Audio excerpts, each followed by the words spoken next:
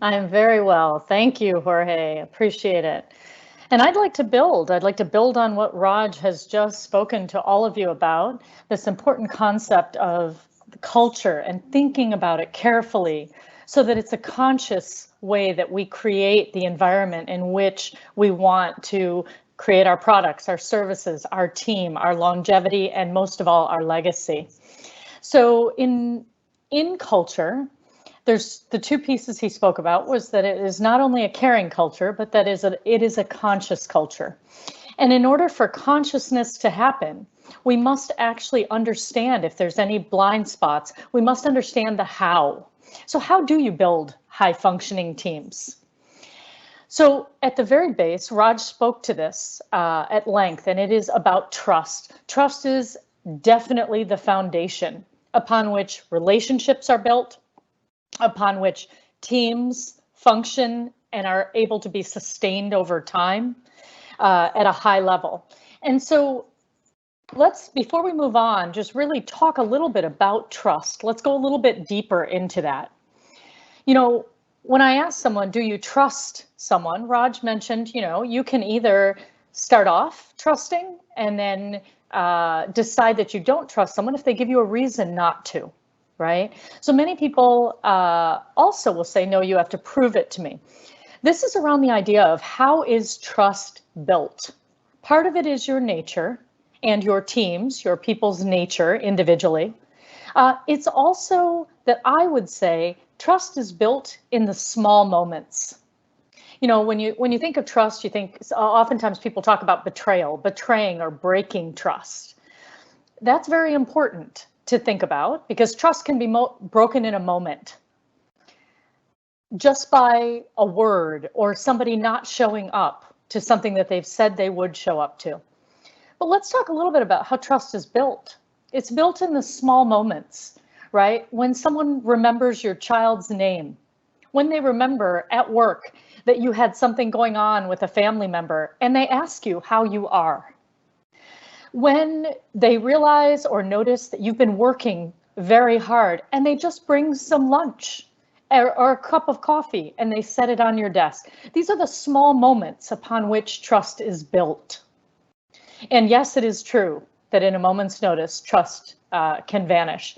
Let's talk a little bit about some components of trust. Trust has to do with boundaries. It has to do with you knowing and honoring your own boundaries, as well as knowing, being aware, and honoring the boundaries of your leaders, of your teams. It's also about consistency. People trust you when they believe that they can count on you. They know how you will respond to what happens, to a disagreement, to a new idea, right? They have some sense that it will be the same again and again, right? They get to know you.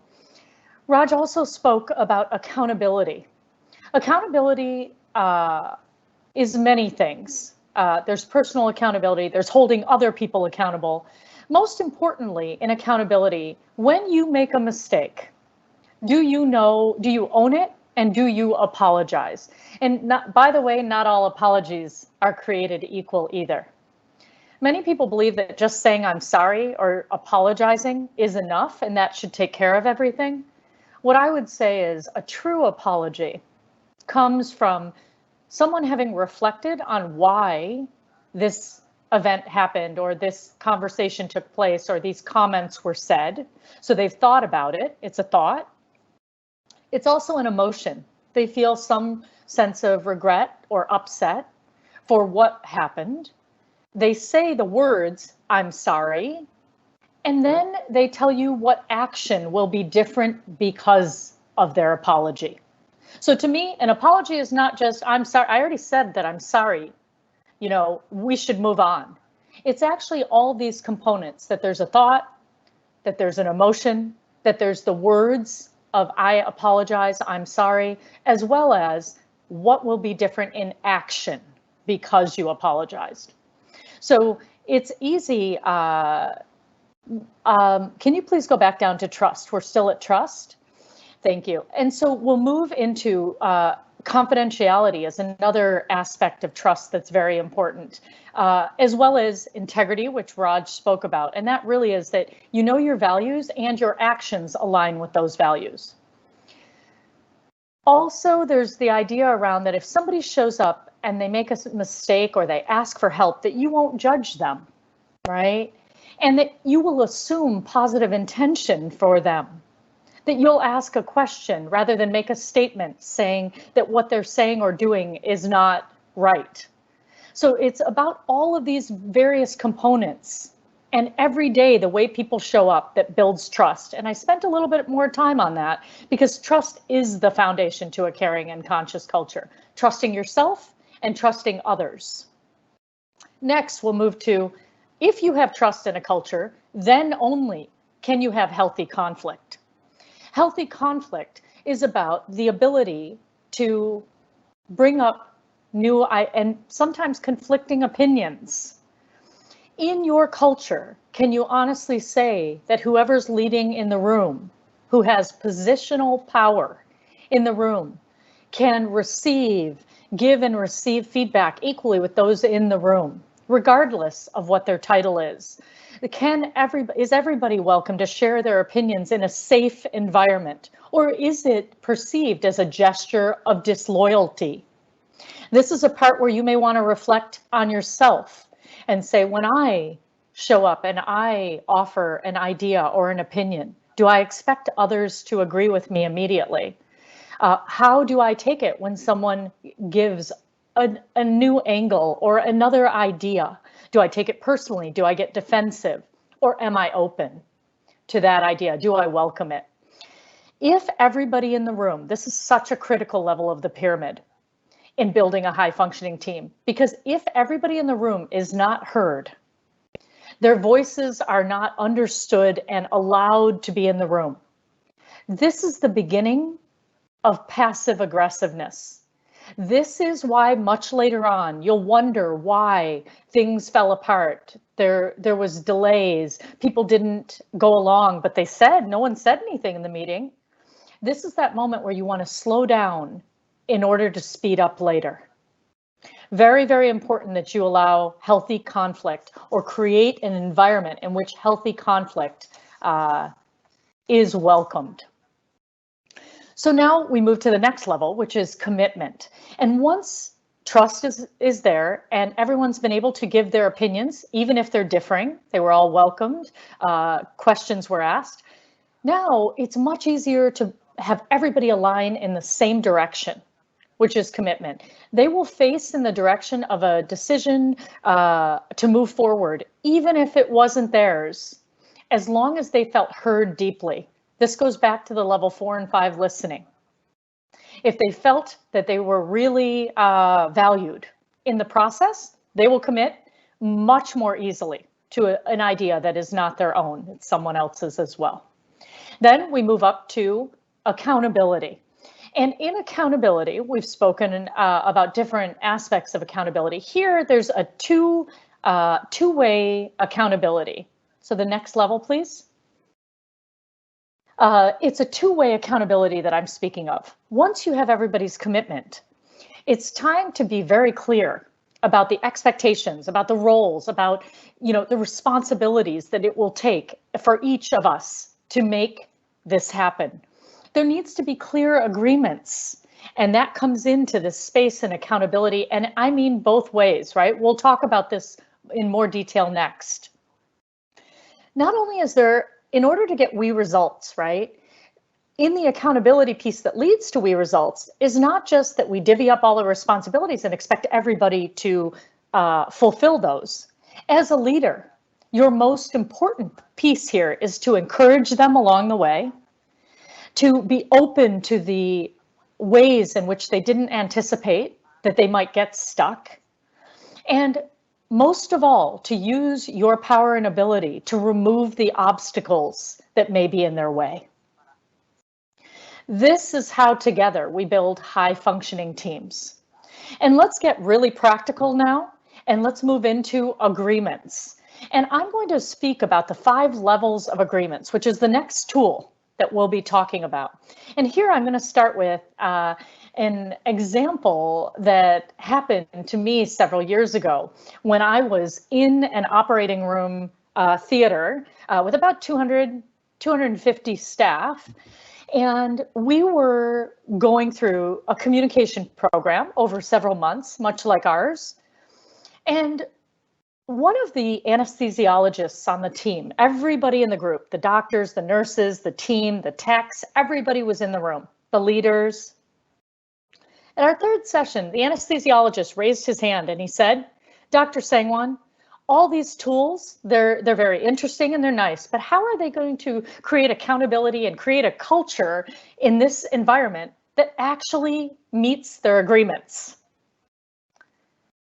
Now, he's saying this and he's blaming the entire culture, right, in this moment. So everybody starts looking at each other, very shocked that tools are nice, but how are you going to get everyone here to live into this level of culture?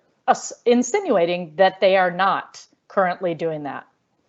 Well, it's that moment as a speaker when my stomach drops, my heart starts racing, and how you respond when someone surprises you in that moment does create the culture in which you will all work. So what I usually do in those moments are I first take a nice deep breath for me, and then I ask a question. So I ask this anesthesiologist, "Can you please tell me what you mean by that statement? What will make the culture around here more accountable?" So he happily stood up and he said, "You are not going to believe this, but in the operating theater, it's my job to keep the patient alive. And when I say, 'Get me 2 units of blood stat,' stat means right now, immediately. You're not going to believe, but 20 minutes later, there's no blood in that operating room. That's what I mean, that this culture needs help on accountability." So I started to understand what was happening. So I invited him to come up to the front of the room, and I changed the direction in which I was moving to help him help the room learn about the 5 levels of agreement. He was very happy to do so.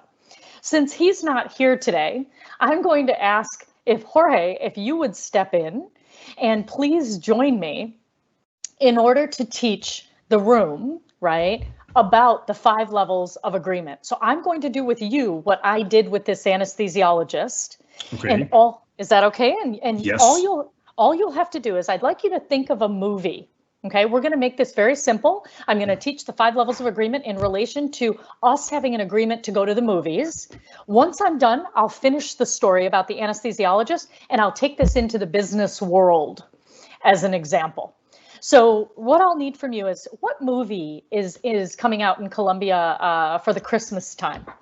So I think the premiere of Wonder Woman is this weekend. Okay, great. Perfect. I like that you picked a superhero. So now what I would ask is 5 different times I'd like you to ask me, right, about joining you to see that movie. Each time I'm going to give you a different response. Okay. We're going to take a moment once I respond to you to let the audience write in the chat whether or not you and I have an agreement to go to the movies. Okay, so we'll do this 5 times. You go ahead. Start right now. Okay, Neha, the premiere of Wonder Woman is this weekend. Do you want to come with me to the movie? Oh, it's already out? I didn't know that it was out yet. It is this weekend. It's in a couple of days. So do we have an agreement to going to the movies? In the chat, please write whether Jorge and I are going to the movies or not. Now, Level one agreement is what I just did. What I just did with you, Jorge, no, we are not going to the movies. What I just did was I acknowledged that you spoke. Oh, the movie's out? I didn't even know it was out yet. Wasn't that nice of me? I at least acknowledged that you spoke. Okay. It was a polite way to tell me no. But I didn't say no. Yeah, true. I just acknowledged that you spoke, right? Yep. Now we're going to move to the next example. So one more time. Okay, Neha, the premiere of Wonder Woman is this weekend. Do you want to come with me? Oh my gosh, I have been dying to see that ever since we saw the trailer when we were together last time. So now, are we going to the movies? Not yet. I don't know. I'm not sure. You're a little Maybe not. confused. Maybe not. Yes. Maybe, right? I'm showing more. What am I showing? Level 2 agreements show you positive interest, that someone's interested in the topic that you have just brought up. Now, what you're not sure about, Jorge, I might be interested in Wonder Woman, but I may be more interested in going to see it with my niece than going to see it with you. You don't know that yet. But what you do know is I acknowledge that you spoke and I'm interested in the topic that you're offering. Yes? Yes. Okay. Let's go. Let's do the third round. Neha, this weekend is going to be the premiere of Wonder Woman. Do you want to come with me to the movies? Yes, I would love to come with you. I just need to make sure, because my niece and nephew are with me, I need to make sure that I can get someone to babysit them in order to do that. So as long as I get a babysitter, I am absolutely coming to the movies with you. Yes. So are we going to the movies? I will say no. Well, you're a smart man because I said the word yes, but then I went and I qualified that yes. I qualified it by saying, well, if I can get a babysitter, so you can hear this, right?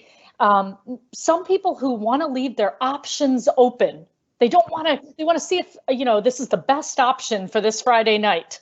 Okay. They will give you a yes because they want to please you while they're with you, but then they'll give you some qualifiers afterwards. Now, here's the trick. Let's say I don't get a babysitter for my niece and nephew, okay? And I'm the one who's going to flake on you. I'm the one who's going to 10 minutes before the deadline say to you, go ahead, I didn't get a babysitter. Now, when you're upset about that, okay, if you're upset about it, I'm going to say to you, wait, I told you I needed to get a babysitter. So you're going to be disappointed because you heard the words yes come out of my mouth. Yes, I'd love to go. And I'm going to be upset and think I'm right because I already told you that maybe I couldn't come. You just didn't listen. This is where we start to lose trust with one another. Even though we both were in the same conversation and we were both being quite honest, we just didn't realize we only had a level 3 agreement. Okay? So listen for those qualifiers. That's very important. All right, so try the next round. Okay, so Neha, this weekend is the premiere of Wonder Woman. Do you want to come with me to the movies? Yes. So are we going to the movies? Yes, we are, definitely. Okay, level Wonderful. 4 is a clear yes. But let me tell you where the catch is here. Okay. My sister might, I'm busy, you're busy. And the catch here can be that something comes up for you, a new opportunity comes up to take care of at work. My sister stops by, I start hanging out with her and the kids, we start making a cake. We both said yes, but what may happen is I may see you Monday morning at work and we may both say, oh, we said we were going to go to the movies, but oh yeah, I got busy, you got busy, it just didn't happen. So there's a clear yes there with no qualifiers. That's what makes it a level 4. It's a clear and aligned yes in my body language, tone, and words. You said yes too, but here we go. Let's talk about what makes it a level 5 agreement. Okay, so again, Neha, the premiere of Wonder Woman is this weekend. Do you want to come with me to the movies? Oh, yes, I think that would be so fun. I've been really looking forward to that. So looking forward to seeing it. Where do you want to see it? I think there's a place near my house. It's called Fontanar. We can go there if you would like. Great. How about the matinee show on Saturday? Or, you wanted to go to the premiere, the Friday night 7 o'clock show then? And yes. I'll buy popcorn. You buy the tickets. I'll buy popcorn. How about that? Okay. Yeah, perfect. Okay. Are we going to the movies? I'm going to say yes. Now I scared you so much. Yes. Yes. Details confirmed. This is level 5 where I've said yes. Okay. And you and I have confirmed where it's going to happen, what time it's going to happen, what day. You buy tickets, I buy popcorn, right? Whatever it is. Okay. We're clear on the details. This is the first time you and I have an agreement. Okay. Right? And a lot of times people don't realize that. They don't realize that everything until now has been us working towards an agreement. Now, lawyers understand this, and they take it a step further. They say, not only is it not going to be a verbal agreement, sign here, right? We've written it all out. This is what it is. Okay. So what I'd like to go back to, thank you, Jorge. I'd like to go back. Thank you. Thank you. I'd like to go back to the anesthesiologist. And once I told him about all these levels of agreement, right?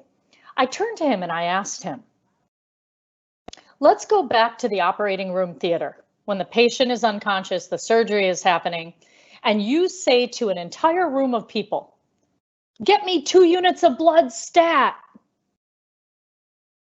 Tell me as you look at the screen, what level of agreement do you have with your team? Nobody has acknowledged you, even. You have a level 0 agreement. Mm-hmm. When you yell something like that out in a room, the reason sometimes it doesn't happen is because something you don't know about may have happened. So if the circulating nurse had to step out because she had to use the restroom, something happened. Until you have a specific agreement with a certain person, he didn't even have an acknowledgement. So he was making level 0 agreements, wondering why the team was not being accountable. In this moment, he felt so upset. He said, I apologize. I apologize to the whole room that I have not been making clear agreements, and I was blaming all of you for not being an accountable and high functioning team.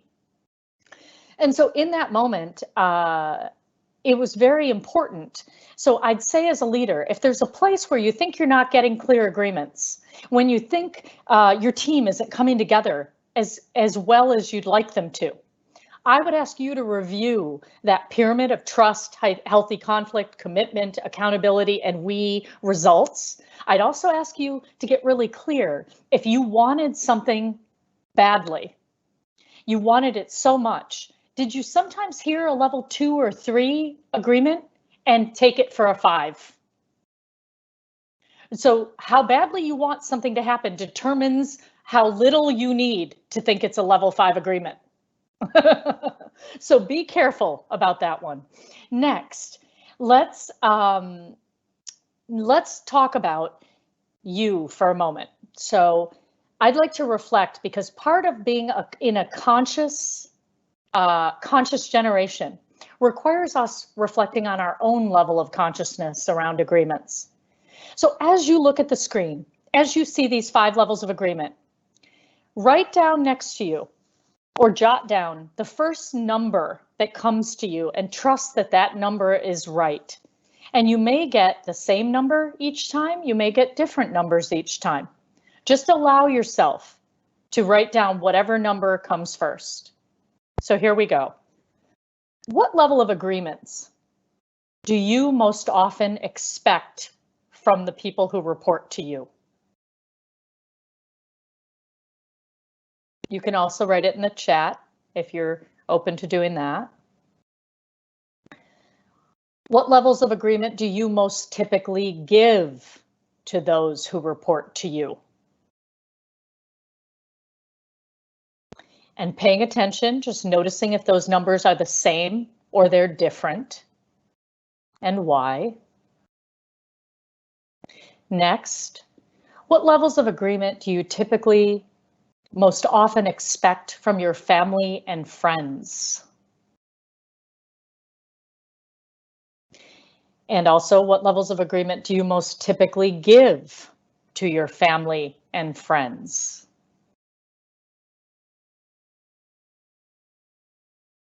And most importantly, what levels of agreement do you make and keep with yourself? This is how you start to take a tool and you start to allow it to expand your consciousness, expand your ability to lead, maybe see some blind spots. For those of you, please pay attention to whether your levels of agreement are clearer and more similar at work than they are at home, or the opposite. Notice where there's similarities and where there's differences, and where you are achieving more of what you want, because they are often related to the levels of agreement we are making with ourselves and others. This also is an important aspect, because a lot of times when you think of this in business, okay, this is a big deal, because what's happening here is, let's say you bring an idea to your engineering team, okay? You have this great idea, you bring it to your engineering team, and they seem, you know, a little lukewarm about the idea, moderately interested in doing it. You know, they seem busy, they seem distracted. So you want to pay attention, right? What level of response did you get from them? Were they a level 1, 2, maybe a little ambivalent, you know, a low level of interest, some interest, but low level of interest, right? They're talking to you about all the other things they have to get done. Or are they a level 3, moderately interested? They said yes, they're paying attention, but then they tell you about all the projects they already have that are due before this can be thought of. That's level 3, a qualified yes. Or if you move into a level 4, they seem engaged. They say yes, great idea. But they're not interested in now putting any kind of a timeline, investment, cost, energy that would go into that. Your job is to pay attention, and now that you know the 5 levels of agreement, follow up with the questions that you need to move them at this point. Now, let's say what most people want to know is, well, what happens if people are at different levels of agreement? That poses a challenge. Well, now we're going to go back to the tools you learned before. Because when, let's say, you're at a level 5, you definitely think that something is important for the company, right? You know you want to make it happen, and your teams are more at a level 3. They're telling you all the things they have to get done before the end of the year, etc. Now it's about shifting into level 4 and 5 listening. Listening becomes very important here, where you're not just listening to the words they're saying, but you're listening underneath for what they value. That's going to give you your best ability to influence them. Right? So listening for their emotions and listening for what they value. Now, here's your accountability. Your accountability comes in when you start asking yourself, okay, how important is this project, right? How important is this initiative? And what do I value about this for myself, for the teams, for our customers, for the company? So now you have to use the level 4 and 5 listening with yourself. Then it's about differentiating. Is this important and urgent, or is this important and not urgent, where it can wait, right? And what am I really looking for? What do I really want here? And do I need to look at it alternatives, right? If my team is already at capacity. Jorge, to bring this back to you and I, let's say you needed to make a decision because I told you I was more at a level 3 with my niece and nephew, and you were very excited about this experience, right? The Wonder Woman movie coming out. What you and I would have done there, how you could have made a decision if I was at a 3 and you were at a 5, is first you have to recognize that level of discrepancy. But the second thing you'd have to ask yourself is this someone, do I want to spend time with Neha? Is this about her and I spending time together? If so, maybe I can go and do something with her niece and nephew, right? And spend time with me. And maybe we watch something on Netflix. We choose a different movie.